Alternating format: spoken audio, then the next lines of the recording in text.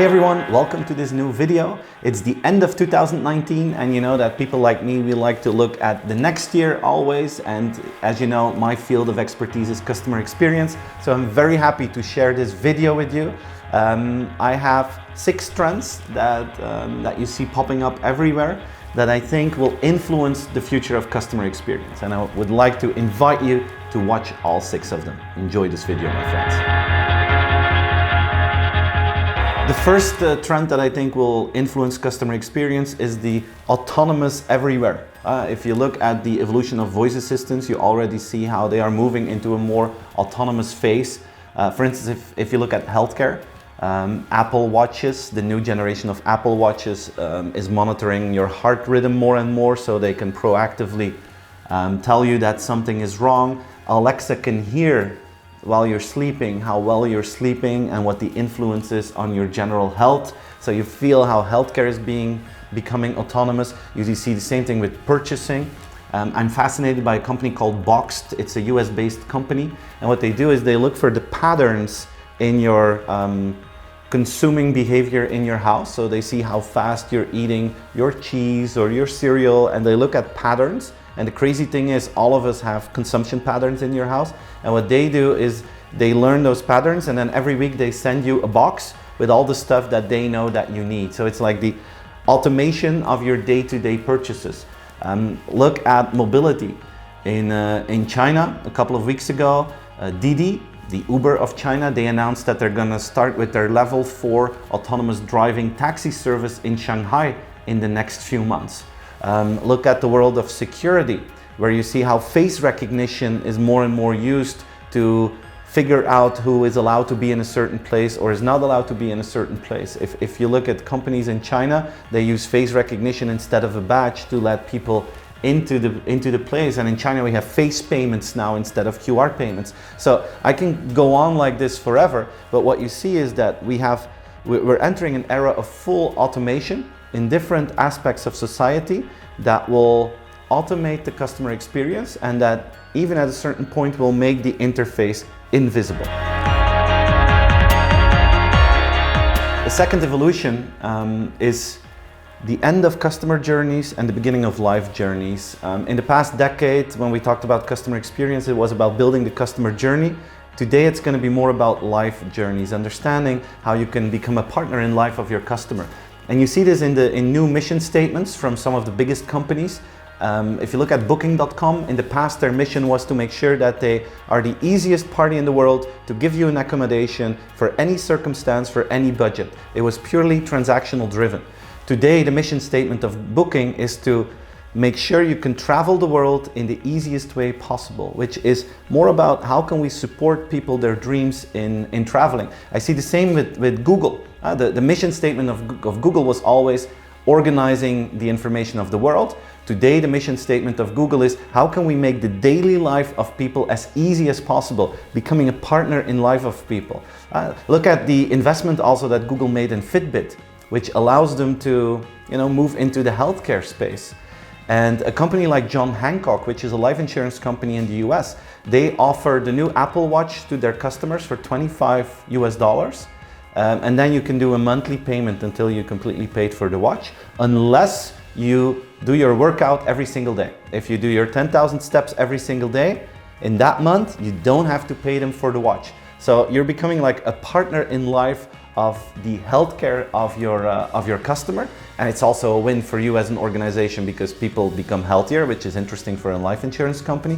But you see how it's more about becoming part of the life of the customer rather than thinking about how can we include the customer's life in our journey. It's more about how can we become part of the life of the customer, and I think this will create a complete new philosophy of customer experience in the next few years.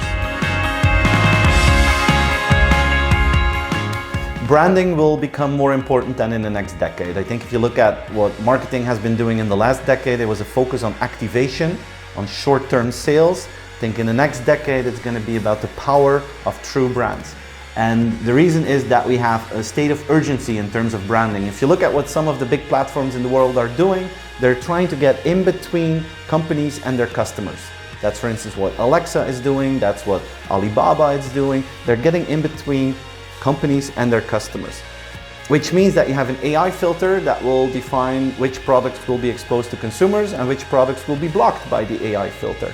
So the need in the next decade is to make sure that people specifically ask for your brand. That's what they have to achieve.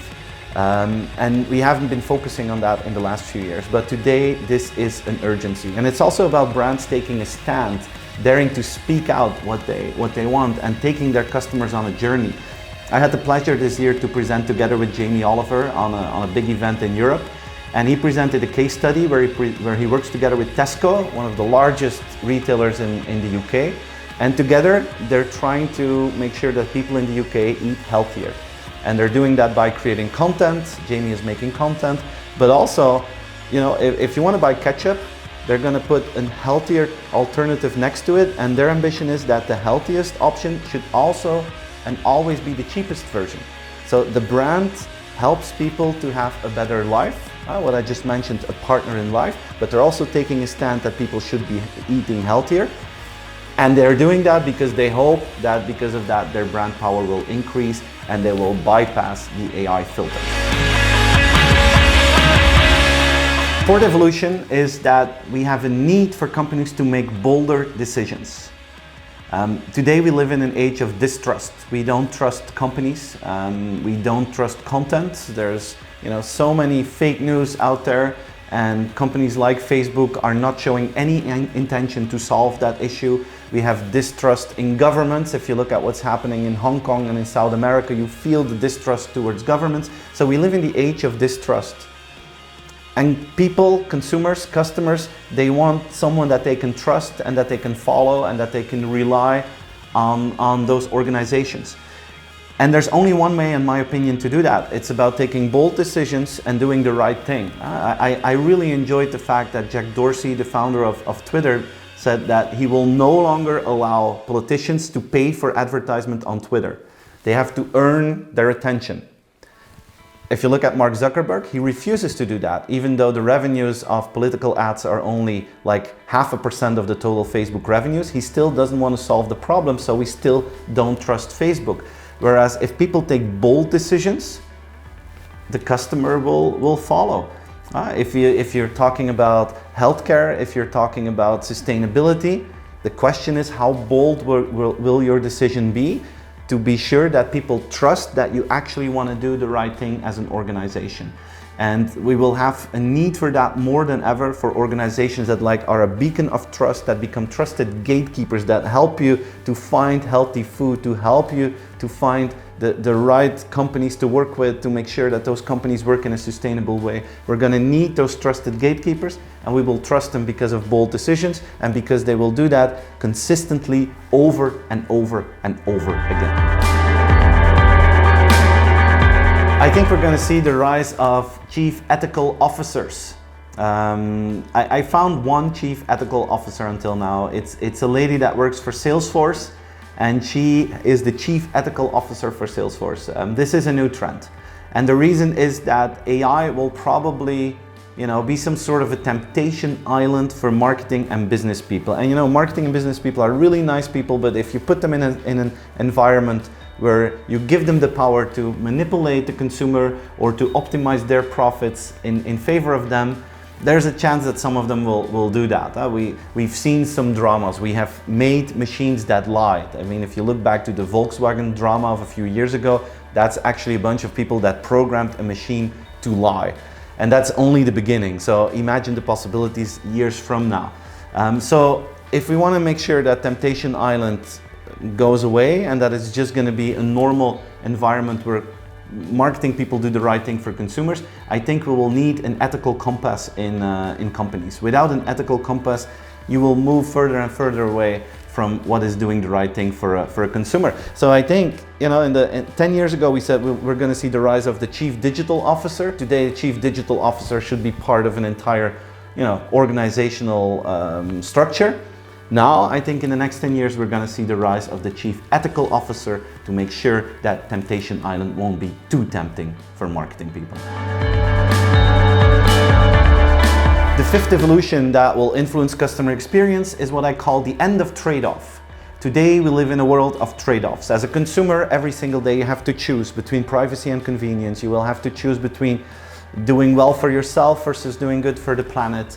You have to choose for cheap products versus products that were created by companies that work in an ethical way. It's a constant balancing act, constantly. The evolution that we're going to see now is that we're going to have companies that offer us the end of trade-off. And that's exactly what customers expect. They want to have privacy and convenience. I mean, I've been in many airports in the last few weeks, and almost in every airport I saw Google campaigns about privacy. Google wants to move into a privacy-first world, do as much as possible with the most limited amount of data that is possible. This is a new step for Google, and they're moving towards the end of trade-off. If you look at the evolution of meat and meat alternatives, for instance, I'm a huge fan of Impossible Meats or Beyond Meat that offer a valuable alternative for people that like to have a burger with beef. Impossible Meats is now working together with Burger King, and Beyond Meat is working together with McDonald's. So you feel how these alternatives are moving into the mainstream market. Now, the fact that Burger King and McDonald's are using them is the best evidence of that. It is still early days, we're still at the beginning of that curve, but add a few years to that where the mentality of the market changes, where the quality of the alternative increases, it's going to be totally different. Probably you will be able to eat a burger that is the best burger you ever had, and there's no meat involved. It's the end of trade-off. And you see this in many industries, how people are moving into that direction. And this is, I think, a very important one. It won't be just for 2020, but I think this is for the next decade, where consumers, customers will expect your organization to move into that same direction, to make sure that they don't have to choose between what's good for them and what's good for the planet, but where you end that trade-off.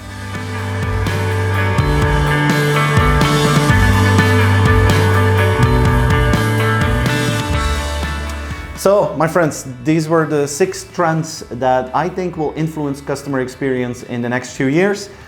If you have other opinions or other ideas, please let me know in the comments. I would like to learn what your experiences are. If you disagree with one of the 6, please let me know. If you know better examples than the ones that I used, please let me know. Share the video, like the video, don't forget to subscribe to the channel, and I hope to see you again in one of my next videos. Have a great day. Bye-bye.